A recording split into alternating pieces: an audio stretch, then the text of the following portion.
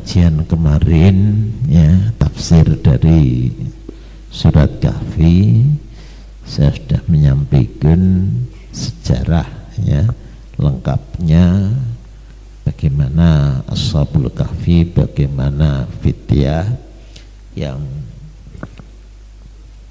analisa ataupun kesimpulan daripada pelajaran kemarin ya.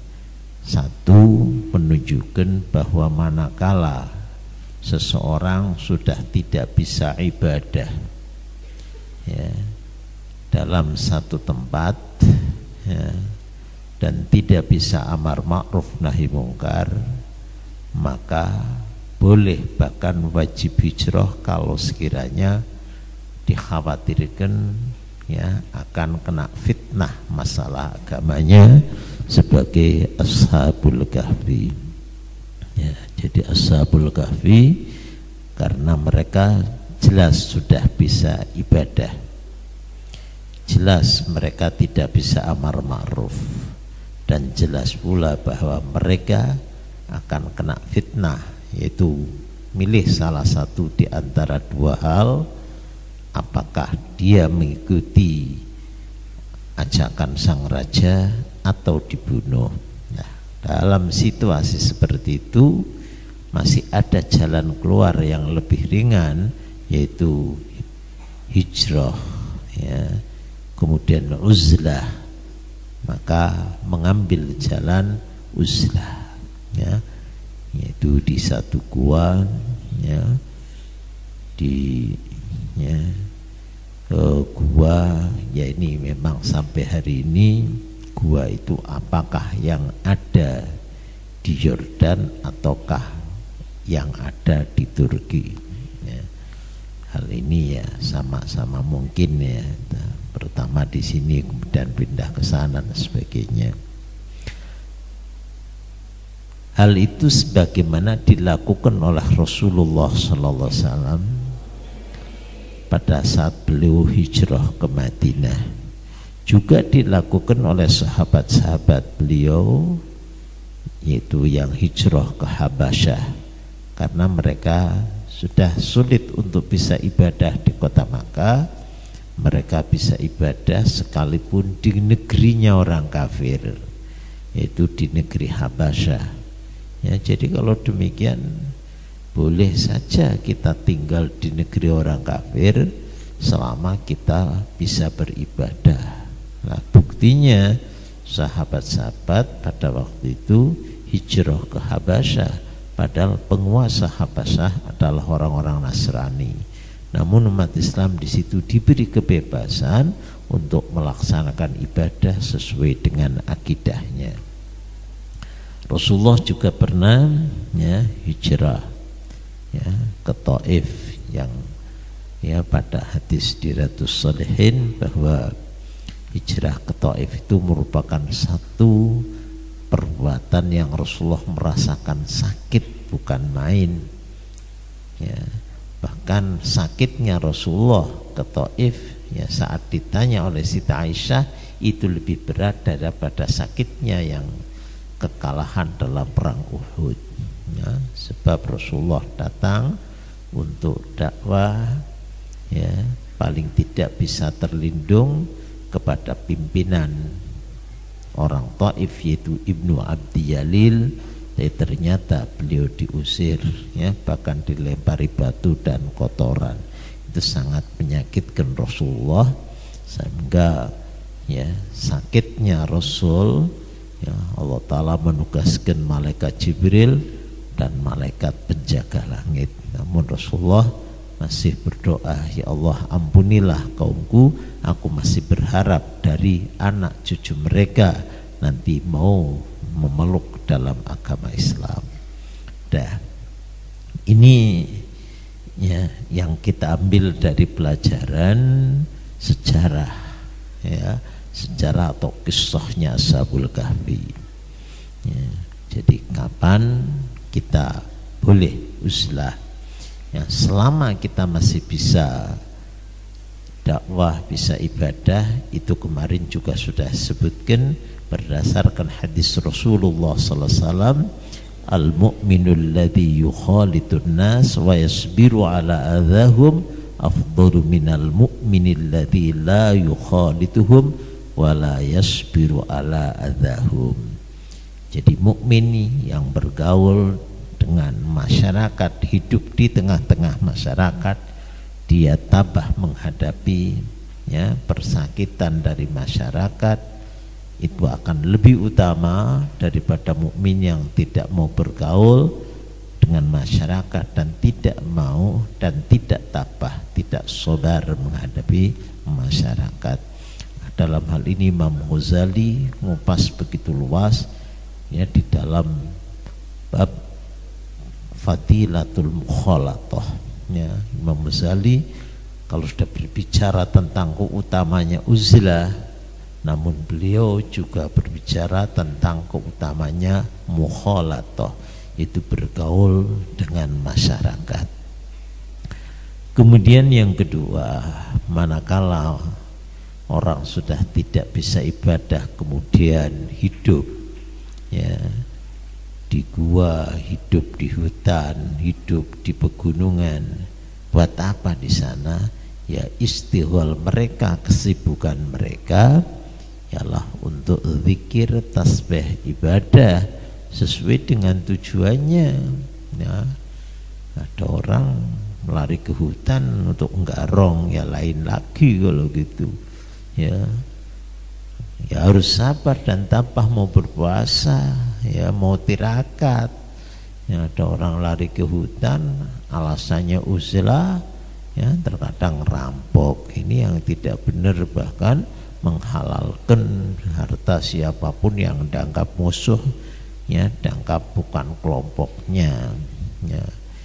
Ini satu hal yang sekarang juga terjadi di Indonesia, orang yang beranggapan bahwa masanya masa hijrah, masa sembunyi ya, kemudian menghalalkan semua harta orang yang dianggap musuhnya. Ini yang keliru. Ashabul Kahfi di situ punya bekal ya dari harta mereka sendiri ya. Dan apa kesibukannya? Ya ibadah-ibadah, karena alasannya untuk bisa ibadah mereka lari ke gua sana. Jadi di gua ya betul-betul untuk ibadah, dan di sana mereka berdoa, Rabbana atina min ladunka rahmah wa hayyi' lana min amrina rasyada. Ya Allah, berilah kami ampunan dan rizki. Ya Allah, kami mudahkan ya untuk melakukan kebenaran dan petunjuk yang baik ya. Ini antara lain yang bisa kita ambil dari ya sejarahnya Ashabul Kahfi.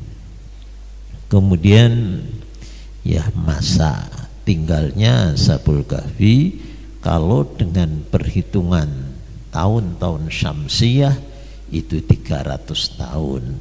La wasdatu tis'a ditambah 9 tahun, itu kalau perhitungannya dengan tahun-tahun Qamariyah.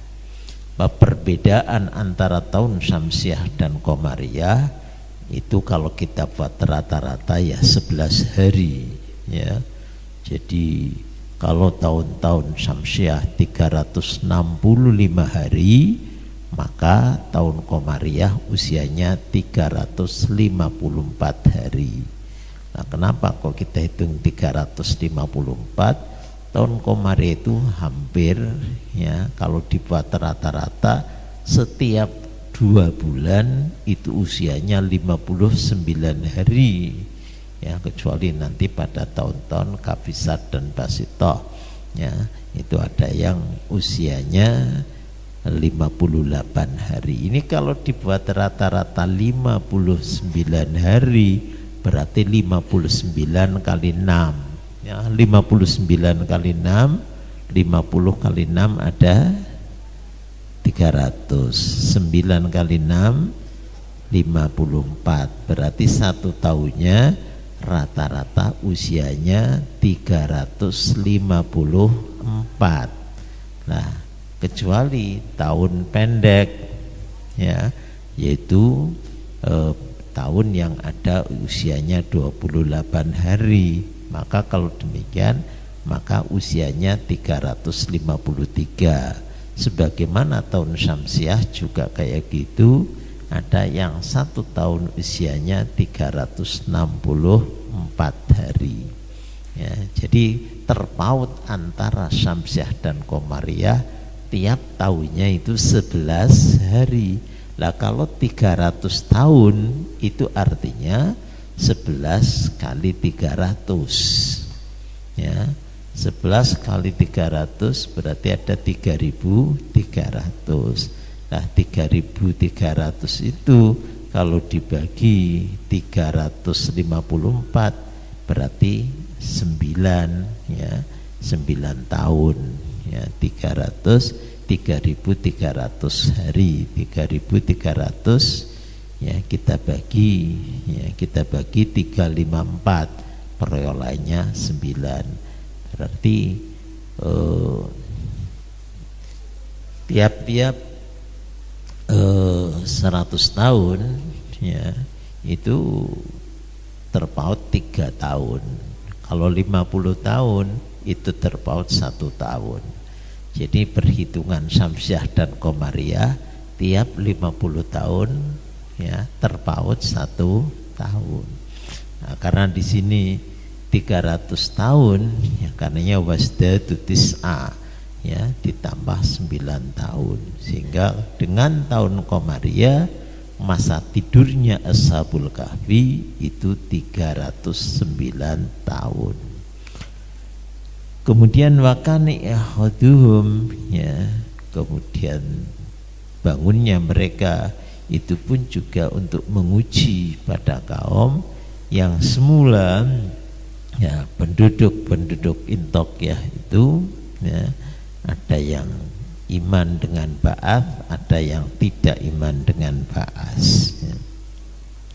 Yang kelima, apa yang kita petik dari sejarah itu ya, kelima ya, bahwa pemuda manakala iman ya dan mereka punya ilmu pengetahuan, akhlaknya baik, itu ya merupakan habaibullah, kekasih Allah Subhanahu wa taala.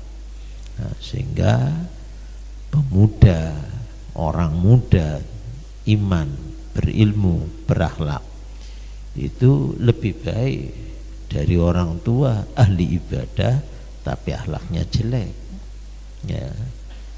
Jadi utama mana ya, muda dengan tua ya lihat dulu. Kalau pemudanya pemuda yang berkualitas seperti Ashabul Kahf ini kuat imannya ya. Kemudian yang kedua ya, mereka berakhlak baik ya, sehingga mereka tabah dan sabar ya. Yang ketiga, mereka berpikir ya karena ilmu mereka yang kuat ya, ilmu mereka yang kuat sehingga mereka memilih jalan untuk meninggalkan kaumnya. Nah ini 5 hal yang antara yang kita petik. Masih banyak ya pelajaran yang kita ambil dari pelajaran dari Ashabul Kahfi itu. Kalau kita ambil secara keseluruhan mungkin ada 19 pelajaran yang kita petik dari kisah Ashabil Kahfi. Insyaallah kita sampaikan pada pengajian berikutnya. Al-Fatihah. Bismillahirrahmanirrahim.